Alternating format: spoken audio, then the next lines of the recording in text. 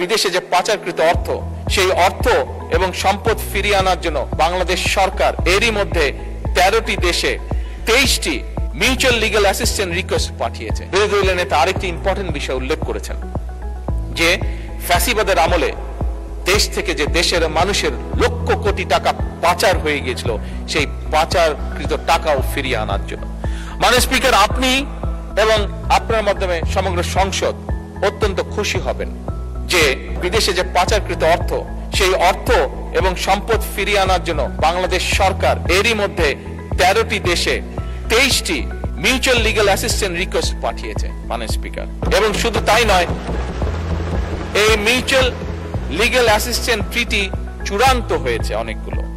15টিরও বেশি ক্ষতিগ্রস্ত ব্যাংক আন্তর্জাতিক সম্পদ পুনরুদ্ধার প্রতিষ্ঠানের সঙ্গে, যারা এই কাজগুলো করে, প্রতিষ্ঠানের সঙ্গে 60টিরও বেশি নন ডিসক্লোজার এগ্রিমেন্ট স্বাক্ষর করে ফেলেছে সরকার ইতিমধ্যে। কাজেই মাননীয় বিরোধী দল নেতা যেমন বলেছেন, এই কাজ করার জন্য ওনারা আমাদের সব রকম সহায়তা দিবেন, তার জন্য আমি ওনাকে অত্যন্ত আন্তরিক ধন্যবাদ জানাই। আমরা বাংলাদেশের আইন কানুন এবং আন্তর্জাতিক আইন কানুনের মাধ্যমে যত দ্রুত এবং যত বেশি সম্পদ, দেশের মানুষের যে সম্পদ পাচার হয়েছে, যত বেশি সংখ্যক সম্পদ সম্ভব, সেটি আমরা ইনশাআল্লাহ দেশে ফিরিয়ে নিয়ে আসবো।